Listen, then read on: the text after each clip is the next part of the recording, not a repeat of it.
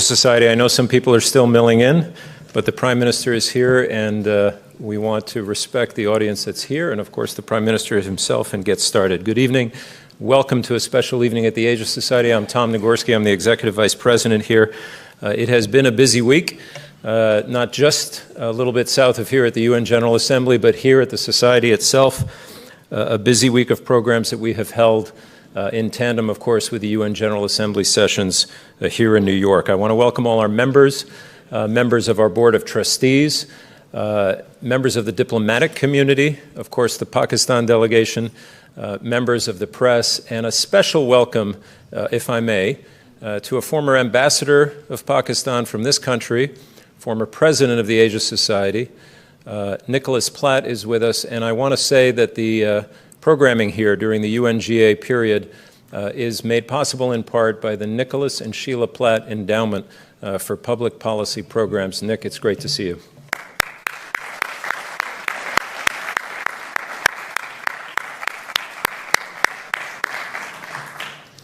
Among the events this week, we have had programs on climate change. We have had programs on the fate of the world's oceans. We have had an event on Iran. We've had the Prime Minister of Thailand here yesterday, the Foreign Secretary of the Philippines, and most relevant to tonight's program, 2 days ago we had on this stage the Minister for Foreign Affairs from India. There is one more also very relevant and newsworthy event to come. Monday afternoon, the National Security Advisor from Afghanistan will be here for the latest updates on all these events, because they are always in flux, and also if you want to revisit and watch the recaps from any of the events that have happened already, you can go to asiasociety.org. And tonight, of course, a first for the Asia Society. Imran Khan was here once. We were just reminiscing 11 years ago on this stage. It was a different time. He was in a different life. But it is a first for us to welcome the Prime Minister of Pakistan, Imran Khan. We are so delighted that in this busy week, the Prime Minister and his delegation have made time to come up to the Asia Society and join us. We have a long and rich history of programming and events with Pakistan, and not only with political figures. It's a long list. I'll just mention a couple. We presented, this was news to me actually, the Sabri brothers at Carnegie Hall in 1975. Yeah. We've hosted major exhibitions of both ancient and contemporary art from Pakistan, and for several years running now, we have hosted the New York edition of the Lahore Literary Festival. Yeah. I should say save your applause, because there's another item. The most watched item on the Asia Society YouTube channel ever was the appearance on this stage of the great Punjabi singer Arif Lohar.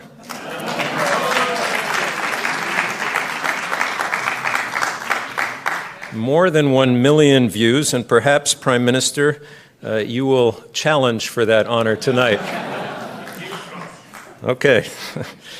And last but not least, I want to say that our annual Asia Game Changer Awards, which have been an initiative we're very proud of here for 5 years now, have already honored several daughters of Pakistan. Malala Yousafzai in the first year, the great documentary filmmaker Charmaine Obaid-Chinoy. And just a month from now, mark your calendars, on October the 24th, the 2019 Game Changer Awards will feature the trailblazing Pakistani-American lawyer Faiza Saeed, the first presiding partner of a white shoe law firm in New York, who is Asian American and a woman, both. I didn't expect so many applause lines until our featured guest, but there's one more. Another honoree, and there are only 7, so Pakistan is well represented. This year will be Sana Mir, the great champion of cricket and champion for so many girls and women. So it's a long history, and we, of course, add a very important chapter tonight. Imran Khan serves as the 22nd Prime Minister of Pakistan, chair of the PTI party, and having just mentioned the cricket champion Sana Mir, I would, of course, be remiss in not noting what you all know already, that the Prime Minister was, in an earlier career, captain of the Pakistan national team, which, among other things, won the 1992 World Cup in cricket. Imran Khan comes to New York this week in a moment that is fraught with great tension in South Asia. Kashmir is obviously not a new issue or a new flashpoint on the global stage, but today the tensions there, I think it's safe to say, are as high as they've been in a very long time. Tonight on this stage, in his return appearance 11 years later, the Prime Minister will deliver remarks. He will then be joined for a Q&A session with our President and CEO of the Asia Society, Josette Shirin, who in her earlier career, both with the U.S. government and the World Food Program, devoted considerable energies and attention to Pakistan during those years. A reminder, yes, that's one reminder, mute your phones. We are on the record tonight. For those watching from beyond the room, around the world, the live webcast, and I know there are many of you, if you have a question for our guest, we are doing question cards tonight, by the way, so if you have a question in the audience, raise your hand. There are members of the staff up and down both aisles. Pass a card to them. And for those watching beyond this room, you can email your questions, as always, to moderator@asiasociety.org or tweet your question using the hashtag for this event, Asia Society Live. Ladies and gentlemen, that's enough from me. Please welcome to the Asia Society, back again, His Excellency, the Prime Minister of Pakistan, Imran Khan.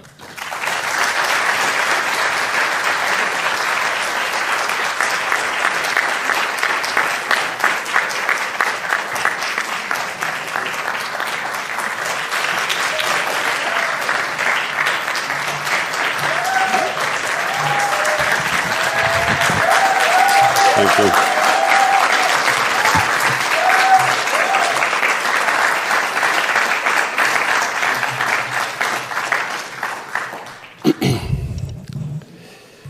Thank you very much. I don't know what, Tom, you were saying, but I could see that there was a lot of applause. Couldn't be saying anything derogatory, so I assumed that. By the way, I'll treat this as net practice for tomorrow. I have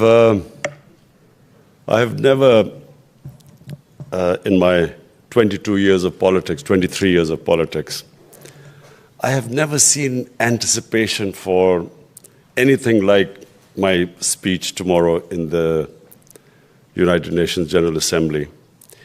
The closest feeling I can tell you for tomorrow, the closest feeling I've had in the past was before the World Cup cricket final I played a long time ago. So I'll treat today as net practice. Okay, now let me just, I won't speak for very long, I'll just speak for about 10 minutes. But I want to hear your questions, and it's much easier for me to interact with you. I came here 11 years ago, and I remember I had a very good interaction here at the Asia Society. My vision for Pakistan.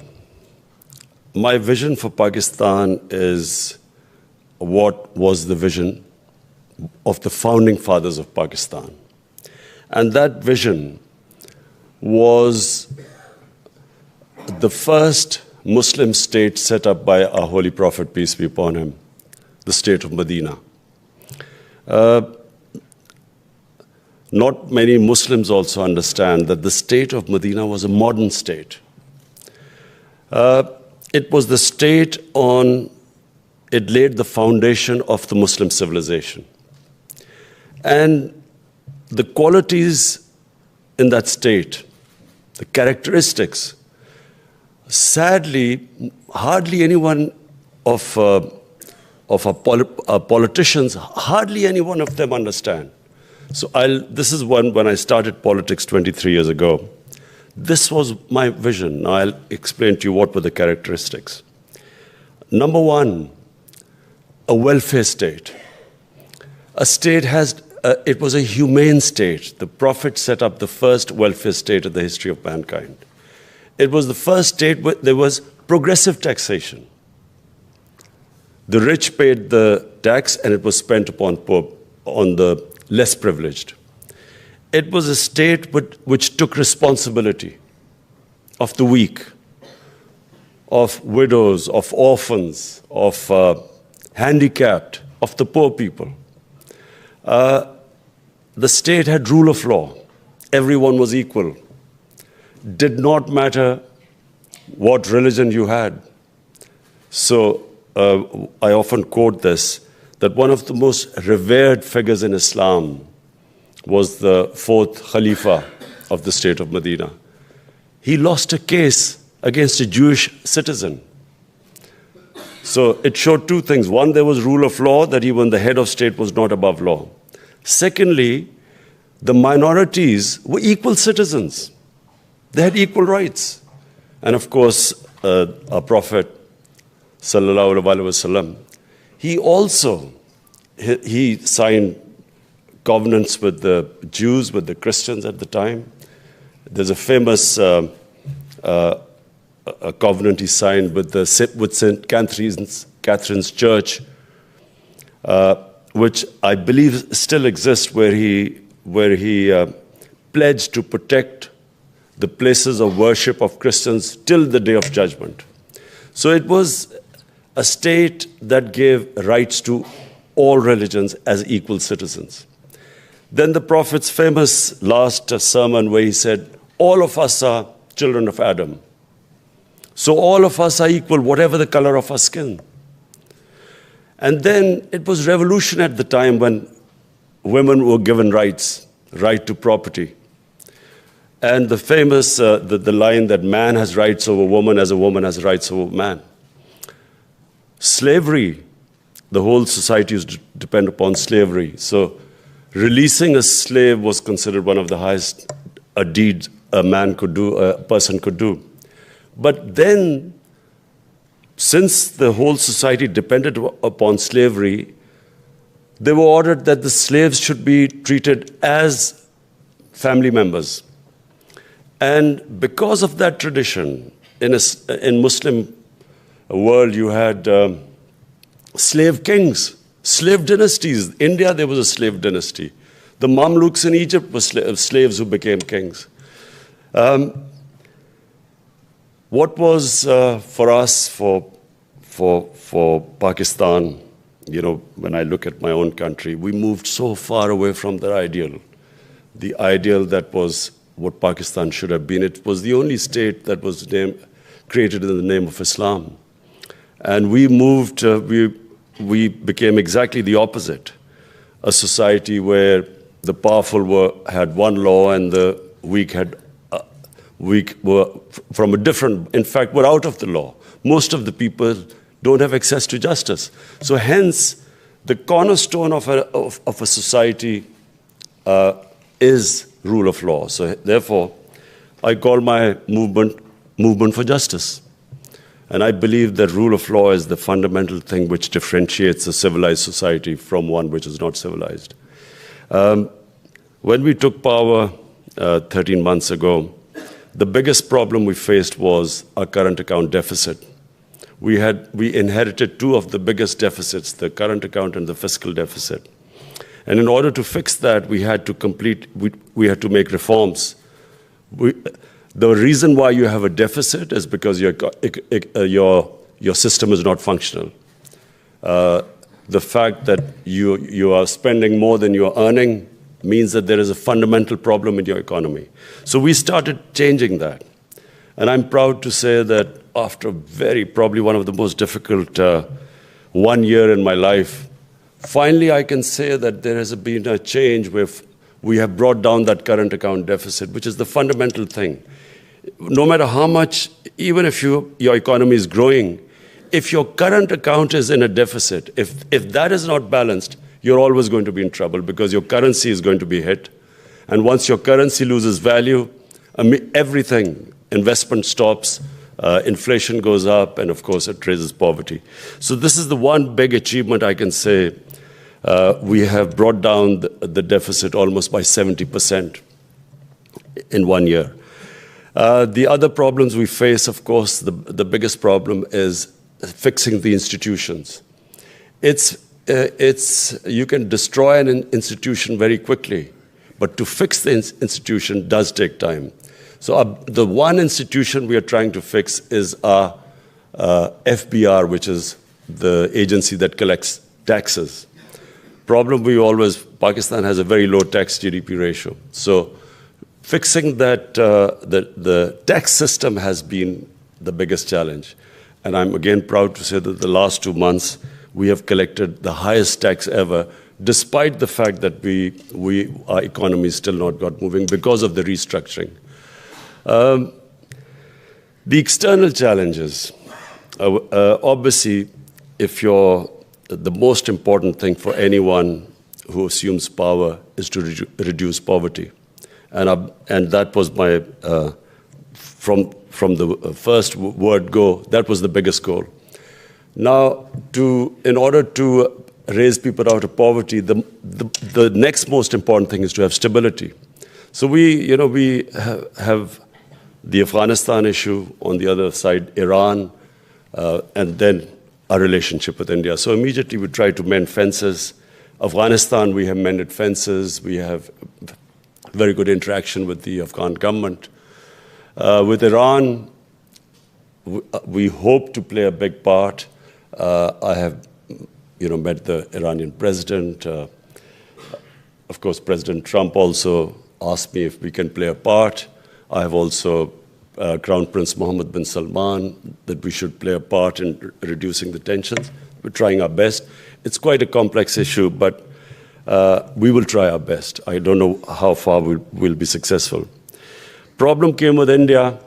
The moment I was elected, I reached out to the Indian Prime Minister, offered that, it's time to reset our relationship. The problems in both countries are poverty. Poverty is the biggest issue, and unemployment. And then climate change. Climate change, the global warming is having the biggest impact in the Indo-Ganges plain. The Indus and Ganges plain are most vulnerable to climate change because 80% of our water comes from the mountains, the Himalayas and the Karakoram and the Hindu Kush ranges. Now, our glaciers are melting at a much faster rate. 80% of the water in our rivers is from the glaciers. So I reached out and I felt that, time to move on, have a relationship based on trust. In any case, when my party came to power, we had taken a decision. In fact, all parties had taken a decision in 2014. It wasn't implemented. That the legacy of the 80s, where we had militant groups which stayed, which after the end of the Afghan Jihad, the groups that still existed, we had decided that the state will no longer allow any armed militia in Pakistan. So we already had taken steps, and we've almost disarmed all the groups, and we invited observers also if they wanted to see. So the idea was that as the state will not allow any, because Pakistan had suffered because of the militias. Karachi had suffered. So I told the Indian Prime Minister that, look, we've taken the steps. Let's have a relationship based on trust. We didn't get it very far. And then we assumed that it's because of the Indian elections and it's the BJP posture of being a nationalist, ultra-nationalist party. Maybe that's why. So we waited. Then after the elections, when we tried to resume talks, again, there was this brick wall we came up against. In fact, we found out that India was trying to push us in the blacklist of FATF, which would have meant bankruptcy for Pakistan. And then we realized that there was something more. We couldn't understand that there was no response from India, and we felt there was an agenda. And that, of course, was revealed on 5th of August, when India unilaterally revoked Article 370, the special status of Kashmir, and since then has basically laid siege, put a curfew on 8 million people in Kashmir. My main reason for coming here on this United Nations General Assembly is because I feel that the world should realize this is a serious situation developing. This is just the beginning. The fact that 8 million people for almost 3 days now under siege. It's dangerous because whenever the siege lifts, I fear bloodshed. And when there's bloodshed, there will be repercussions which will go much further outside Kashmir. It will also raise tensions between Pakistan and India, as happened when there was in February, there was a 20-year-old Kashmiri boy, according to his parents, got radicalized by the security forces. He blew himself up. And India blamed us and bombed us. And then also it could have got out of hand, but we immediately returned the pilot.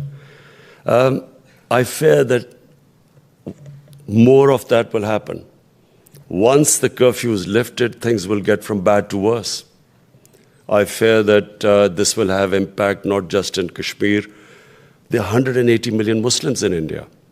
This is going to have a huge impact there.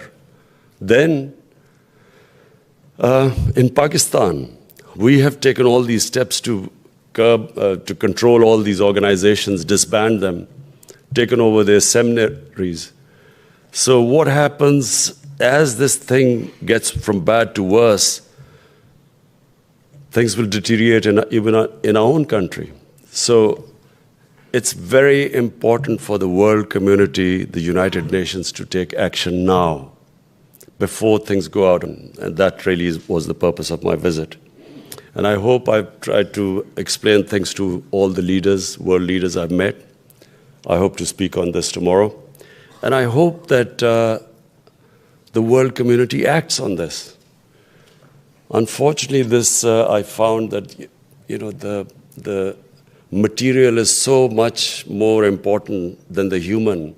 And this is, of course, reflected in the world community's attitude to climate change. But this eventually could have far-reaching consequences. And therefore, as I said, I hope that by the time I leave, I hope to meet the UN Secretary General tomorrow, and I hope to convince him. But apart from that, can I say that I feel very optimistic. In my very difficult first year, I feel that the country has tremendous potential. We have, even I, before that, didn't realize that we are sitting on mineral wealth, copper, one of the most fertile agricultural land, a young population. We've opened up Pakistan for tourism. First time we have 70 countries can get visas at the airport in Pakistan. We have made it easier for tourists to go all over, because previously there were problems. Because of the war on terror, there were a lot of problems. So tourists couldn't travel as much. And we have also,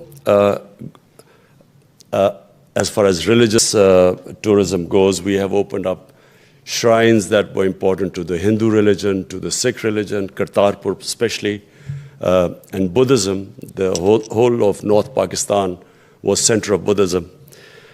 So we are opening up our country now for travel, for investors. We have great interest in people now as the economy has stabilized now. We have a lot of people interested in investment in our country. All now we need is stability, peace. And hence, again, this development in Kashmir is very important for us, that it does not go from bad to worse from where it is now. Thank you.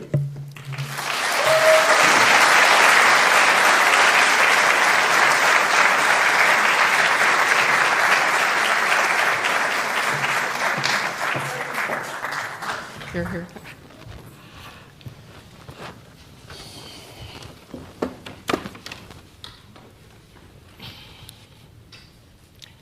Do I need this? We're fine.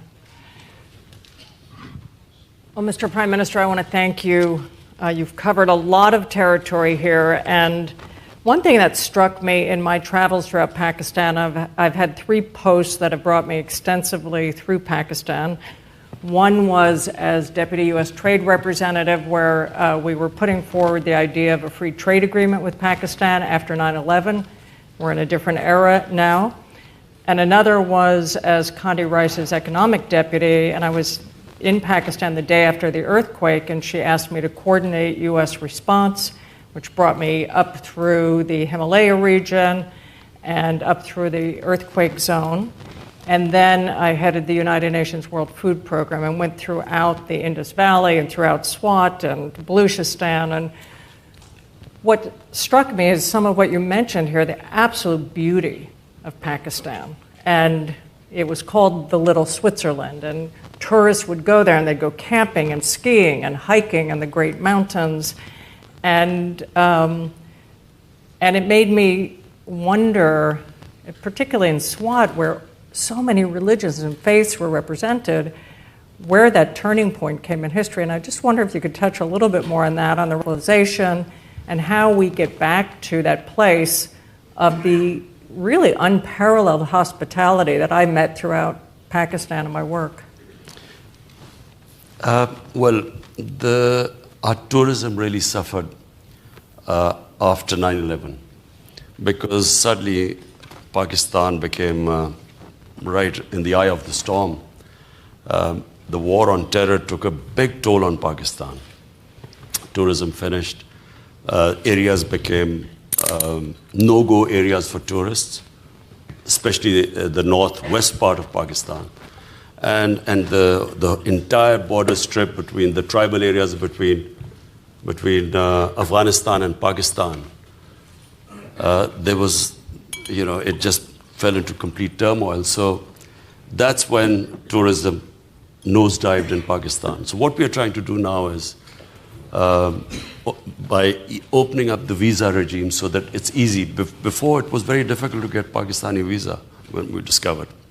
Secondly, domestic tourism in Pakistan has taken off. And that's because of the mobile phone. People go somewhere, they take a picture, put it on their Facebook, and then everyone arrives there. And it is 3 years ago when I went to the northern areas, I found that there was no place. All hotels were booked. And all of them, Pakistan had not advertised anything, but it was people going there and on their Facebook, they were putting the pictures. I went to this, and then I started looking for, because I've been in all the northern areas and all the mountain areas ever since we were in school, because our school used to, we had a very adventurous teacher who would take us to the treks up in the mountains. And so I was trying to discover, because the existing holiday resorts or tourist resorts became completely inundated. People were sleeping in cars because there were no hotel rooms. So I tried to find other tourist spots in the mountains. And, this is our northern areas is twice the size of Switzerland. So I found this area. This was a valley far away in the mountain, 6 hours drive from Dir. And so someone took pictures of that. It put it on our party's website. And in the next 1 month, 100,000 people ended up going there. So it's completely, tourism has changed. So we are now developing this sector properly. We've got investment coming in, opening up more and more areas. We're going to get to the big issues, but I'm a bit obsessed with the fact that the world, I don't think, ever sees this aspirational Pakistan. And I went and met with master's students at the university in Karachi, and they want to be part of the world, and they want to do business across the borders. And I think you have a generation that's very impatient with the politics of the time, that want to see and be part of the tech business and be able to trade. And it strikes me that the SAARC region used to be the biggest trading zone in the world, and now it's virtually blocked. Do you think in your term or your lifetime, and putting aside what the big issue you're working on this week, just for a moment, that we can see a time in which the region again will be functioning for the benefit of a new generation that has huge aspirations and expectations? Well, we have suffered for two reasons. One, of course, the war. Afghanistan actually really the last 40 years, there's been turmoil in Afghanistan, which is why peace is very important. Why, which is so sad that this peace deal, which was about to be signed, certainly from a tweet we discovered that it had been cancelled. The other is social Iran. media seems to be running the world here. Facebook, Twitter. So, and then, Iran, because of this, what's going on right now. But Afghanistan specifically, because that opens up all the way from Pakistan to Central Asia, and that has tremendous potential. We already have this CPEC, which is this route joining Pakistan, the Pakistan-China corridor.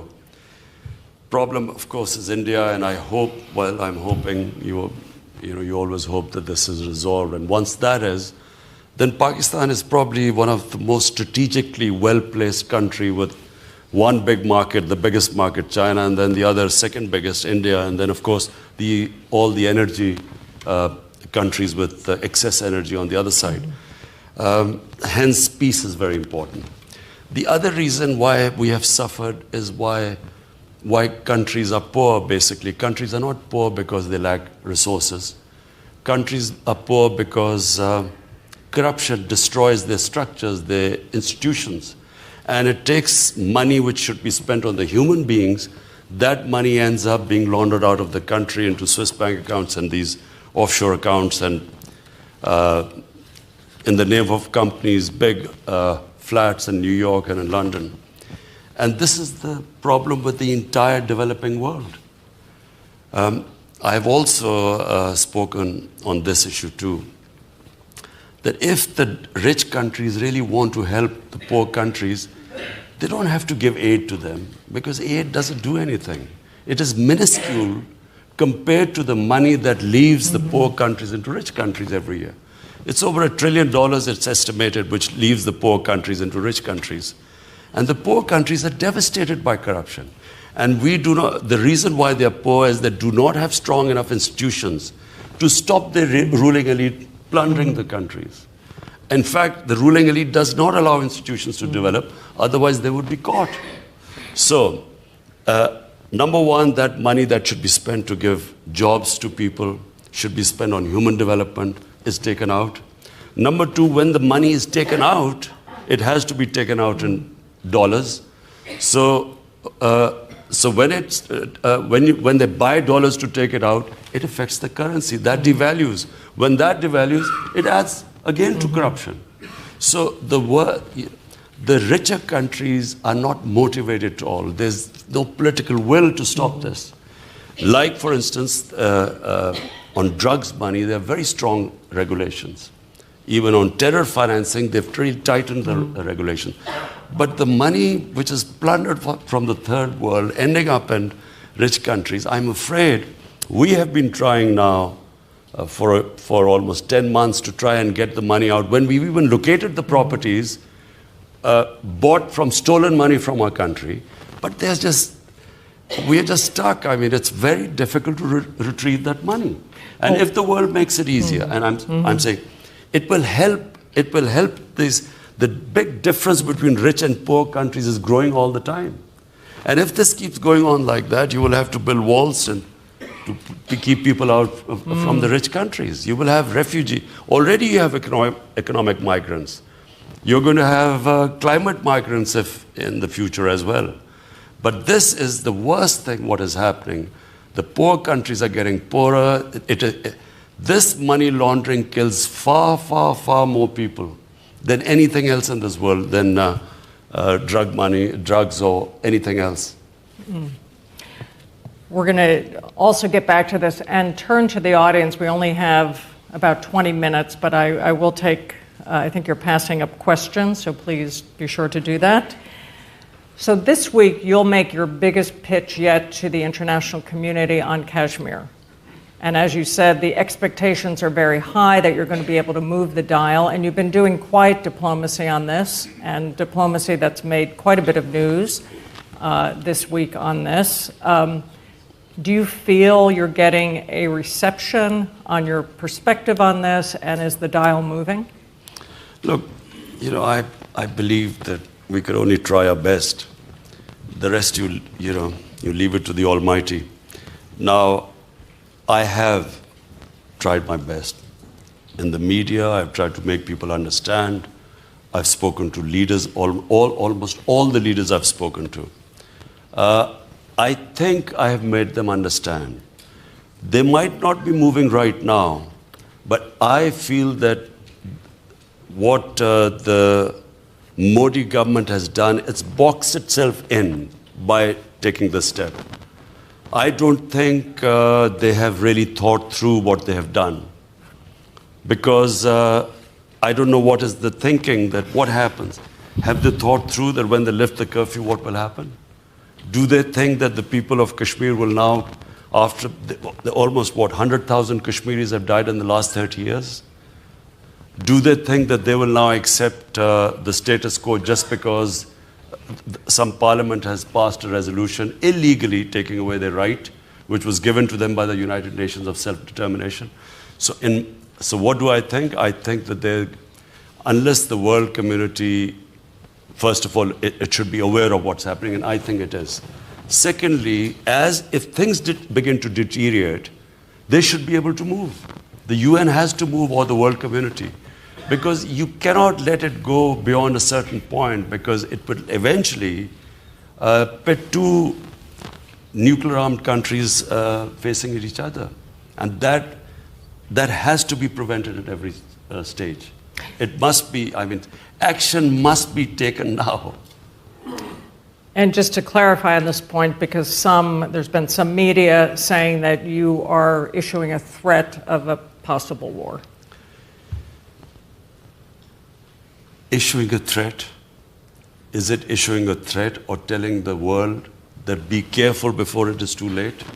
Warning the world that this is, it's common sense. As children, we still remember this Cuban crisis when it took place. For years, the world talked about it. Why was there a Cold War?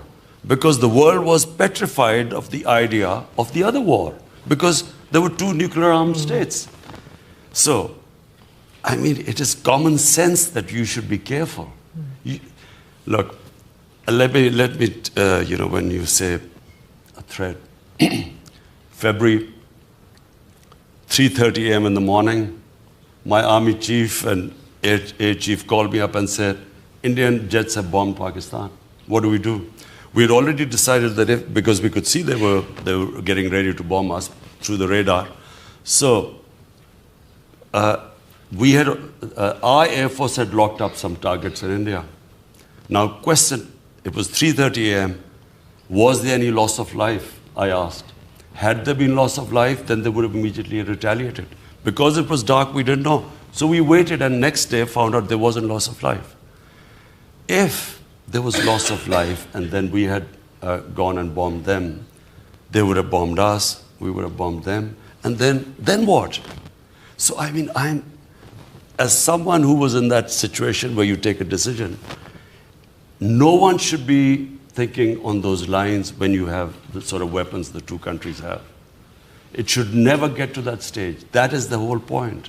The whole point is not a threat. It's just telling the world that you should never get into that position.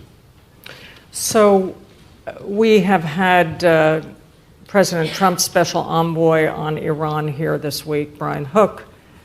We've been at sessions with President Rouhani.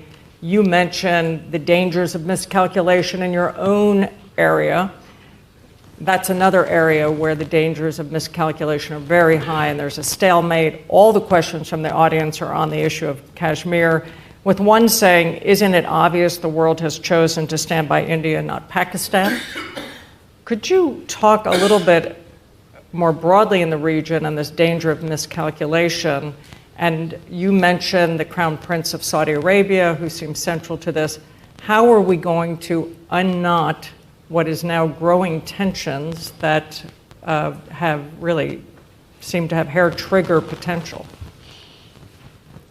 If you look at history, all wars are miscalculations. Every war, you look at it. When Pakistan when the US decided to invade Afghanistan, and all the political party heads were called over by General Musharraf, and he was saying that, look, we should join the American war on terror, and we should help them. So we asked him that, how long is this going to be? He said, it'll only be a few weeks. And so he said, the Americans are saying it'll only be a few weeks in Afghanistan. You don't know the weapons they've got. Thank you. So 70,000 Pakistanis dead 12 years later, we had lost $150 billion plus to the economy. And the Americans are still in Afghanistan, and the war still hasn't ended. Every war, in my opinion, is miscalculated. Miscalculated in a way that you go after one issue to resolve it, it gives birth to other issues. The whole war was supposed to go after Al-Qaeda. ISIS came into being. I really believe that anyone who thinks to settle issues through war, they need to have their head examined.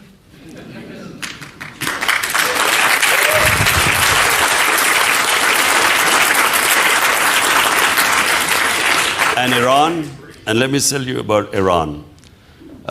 Iran, if this thing starts, first of all, for developing world, here's some, the most difficult 1 year has been to try and get our budget to balance our economy, to sort of get some semblance of sanity in it. If this war starts in the Gulf, just the oil prices are going to cause more poverty in the world than anything else. So therefore, everything we should do to avoid this conflict. Everything. So the audience is asking continuing tough questions on this front, including something that I'll preface with a quote by a Sufi poet. So Rumi, I know you appreciate Sufi poetry, who said 800 years ago, beyond rightness and beyond wrongness, there is a field. I'll meet you there. So are there ideas out of the box that we're not thinking about? And again, I know there's a specific issue, but you came in, and I think were voted in, with a lot of expectations of bringing a new kind of approach to these issues. Are you talking about resolving the... India and Pakistan. Well, but India, look, let me just explain to you. What is happening in India is a catastrophe. India has been taken over by an extreme racist ideology. If any of you Google RSS, which is what has taken over India, Narendra Modi is a life member of this party called RSS. It was formed in 1925. It was they were inspired by Hitler, Mussolini, by the Nazi Party. They believed in the racial superiority of Hindus. They believed that India is only land for Hindus, not for other minorities. They believed in that the Muslims were invaders, and there was this hatred against Muslims for centuries-old rule which Muslims, when they ruled India, also against the Christians because of the British rule. So it was very clear the admiration for this racist ideology. It was the same ideology that assassinated Mahatma Gandhi in 1948. RSS was outlawed in India as a terrorist organization 3 times. Unfortunately, that ideology today has taken over India. And therefore, when we tried all our efforts for 1 year, I wrote letters, I spoke to him, gave statements, I realized that we had come across an ideology. You can't reason with this. You cannot reason with a racist ideology, because the mere fact, and it's behind it, is arrogance. Simple fact that you feel your race is superior to others is arrogance. And my worry is that it's arrogance that that may let you make miscalculations. And this is a miscalculation. This going into Kashmir, putting 8 million people in an open prison with 900,000 troops. A sane mind doesn't do this. In Assam, 1.9 Muslims have just been deregistered as Indian citizens. Now, he hasn't thought through, what are they going to do? Because Bangladesh has refused to take them.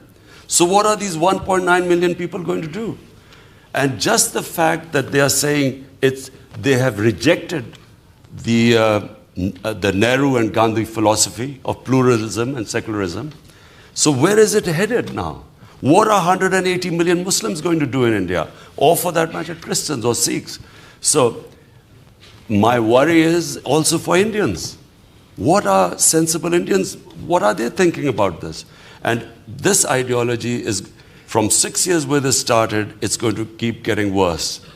Germany from 1930 to 1934 changed from a liberal democracy to a totalitarian fascist state.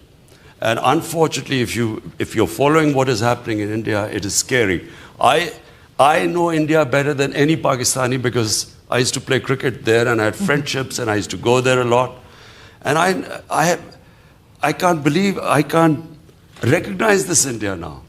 And those Muslims who, when I used to be playing cricket there, who used to tell me that it's a big mistake, Pakistan, India is a bigger society and so on. Today, they're all saying that Jinnah, the founder of Pakistan, was right. This guy, Abdullah, who's just been 80-year-old, who's been put into prison, who all the time supported that Kashmir should be part of India, today he's saying that there is a big mistake that they joined India. So it is a very dangerous direction India has taken. And therefore, I'm saying is that the Western media should take note of this. Because, ideologies like that are always dangerous. Whenever you have an ideology like that, racial superiority and hatred against another race, it always does damage to the world. Why do you think Prime Minister Modi traveled to Pakistan early on? And then, of course, there was the attack in India that really seemed to change that trajectory that he seemed to be trying to pursue. And we had the Foreign Minister Jaishankar in here this week, who had equally harsh words for Pakistan, saying that Pakistan has turned Kashmir into an industry of terrorism. How did we go from Modi's trip to Pakistan to this, and why, where is that Modi? Well, first of all, Narendra Modi came to Pakistan on the invitation of Prime Minister Nawaz Sharif. While he visited Pakistan, not once did he not stop trying to push Pakistan into being declared a terrorist state. And he tried to differentiate between the Prime Minister and the Pakistan Army. He kept saying that the Prime Minister is a good man, but the Pakistan Army is a terror organization. Look, what has happened? You must understand what has happened since 9/11. Since 9/11, this word Islamic terrorism has been used by governments to delegitimize Muslim freedom struggles. Legitimate Muslim freedom struggles have been demonized by just calling them Islamic terrorism. Simple question. There are 900,000 troops in India. Are they there to fight terrorism? They are saying that one of their defense ministers said there are 500 terrorists lined up on the border to go into India. What are 500 terrorists going to do when there are 900,000 troops there? The 900,000 troops are there to control the population. They're not fighting terrorism. Pakistan fought probably the most difficult war against terror. As I said, we lost 70,000 people. We never used that many soldiers. For counter-terrorism, you don't need 900,000 troops. It's to control the population. And what is actually happening is India is deflecting the state terrorism, which is what is happening in India right now. Read the human rights report. There are 2 reports on what is happening in the Kashmir Valley. There are 2 mass graves discovered and so on. So They're deflecting the attention by, as what has happened is, the magic word Islamic terrorism, that it's all because of terrorism, that they're using this force. Unfortunately, the UN has not played its part. It should be sending observers there. Let them find out what really is happening. Otherwise, India will keep whatever oppression is happening in Kashmir, they'll blame it on a terrorist from Pakistan. Two out-of-the-box ideas from the audience. One, why not grant Pakistan-administered Kashmir freedom and force India to change its approach? Sorry? Why not grant Pakistan-administered Kashmir freedom and force India, therefore, to also change its approach? India has already said that the target is Pakistan side of Kashmir now. Now that they've annexed Kashmir. I believe that what is the future for Kashmir should be decided by people of Kashmir. Whatever the people of Kashmir want.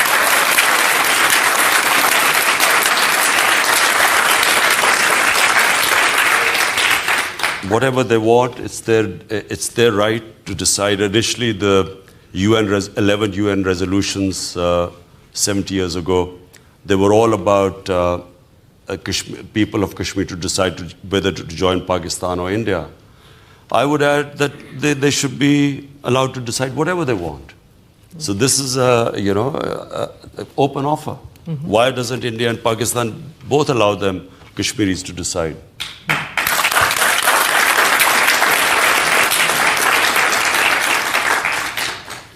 Next questioner. There's been talk about Pakistan forming relations with Israel, and we know the winds of change are blowing through the Middle East. Is this in the cards, and why? I'm afraid I don't know where this has come from. It's not. Pakistan has a very straightforward position, and it was a founder of Pakistan, Quaid-e-Azam, Muhammad Ali Jinnah, who was very clear that there has to be a just settlement, a homeland for Palestinians, before Pakistan can recognize Israel.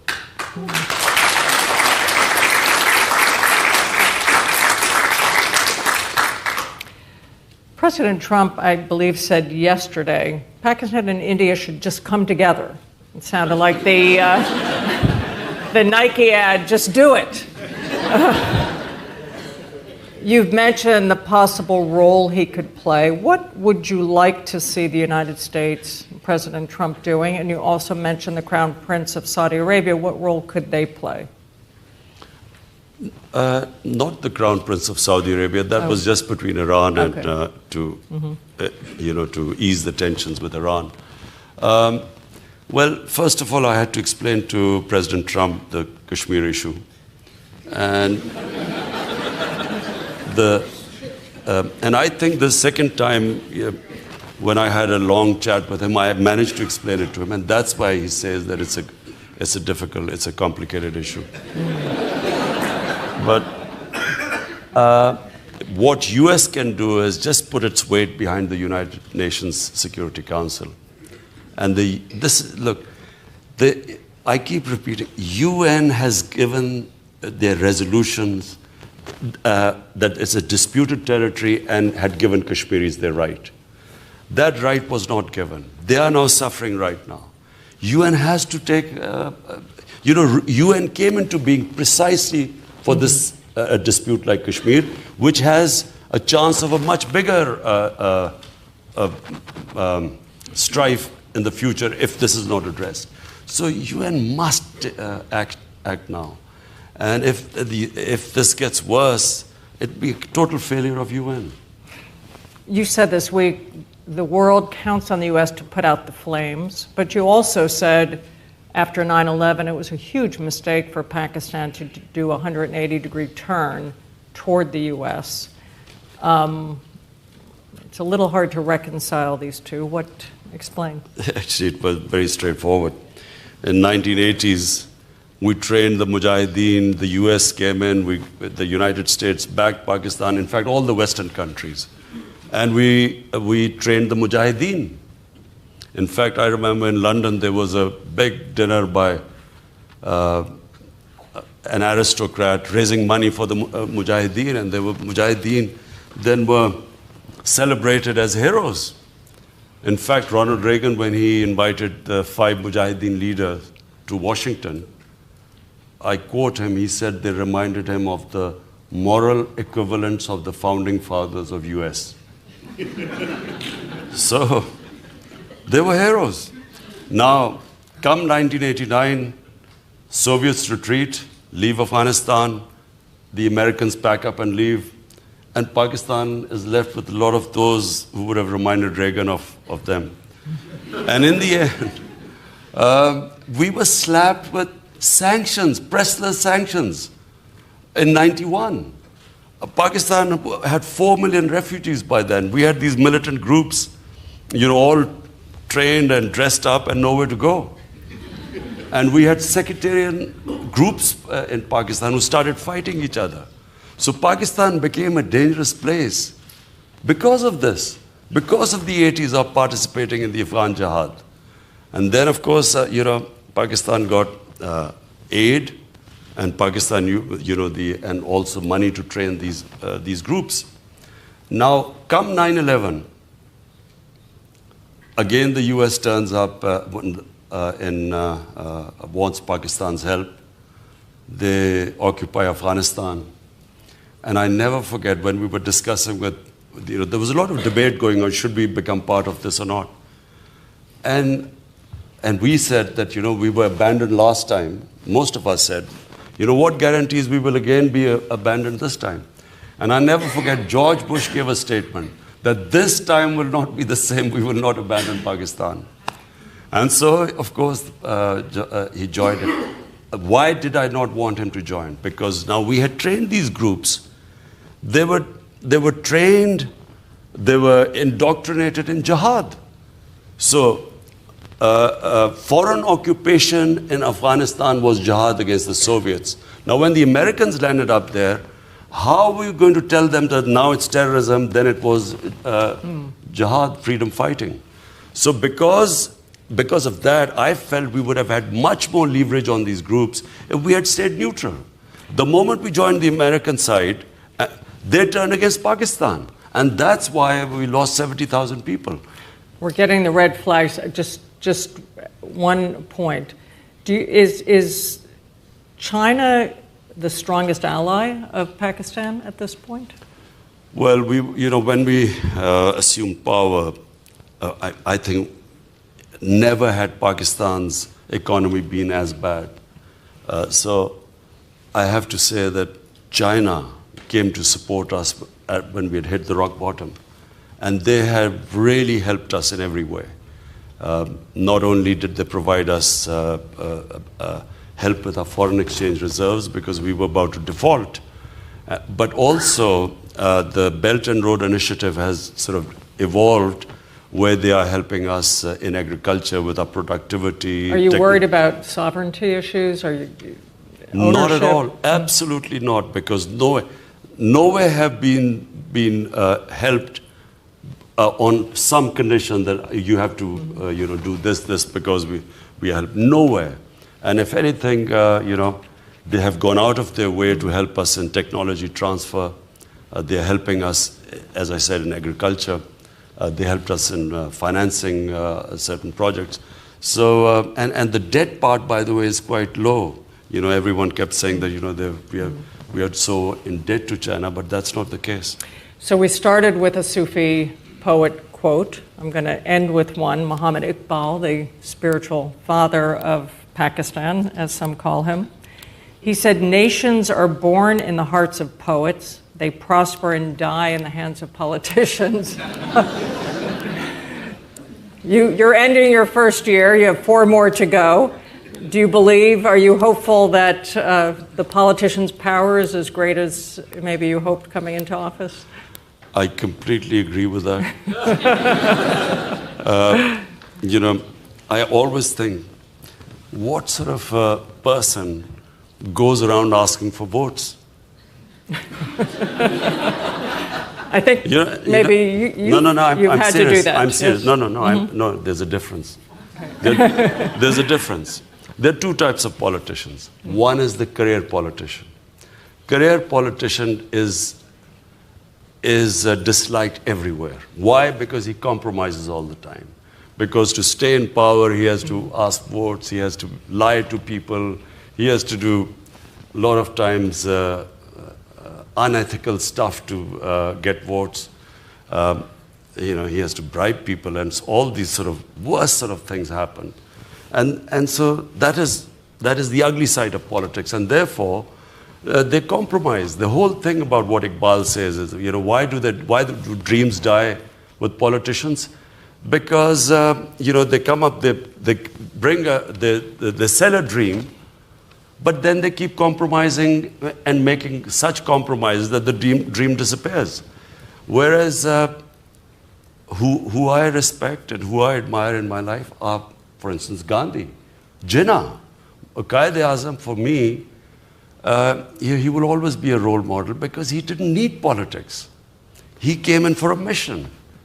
He was in the end dying of cancer, and yet he didn't let anyone know because of the dream of Pakistan. Similarly, Nelson Mandela. Because Jinnah wasn't doing it for power. He was doing it to achieve a goal. And similarly, if you read about Nelson Mandela, I mean, he could have compromised so many times on the way. But the dream of one man, one vote was never compromised. He never compromised on that. So you have to differentiate between the two. The unethical politician, who lies to get into power and, begs for votes and promises everything. And then the whole purpose is power. And then these idealists, throughout history, people have come who have come up with a certain dream, and then they never compromise on the dream. And they are the ones who Iqbal, the wrong ones he's talking about, but they are the dreamers. And always and always and always, it's the dreamers who change the world. It's never the sort of career politicians.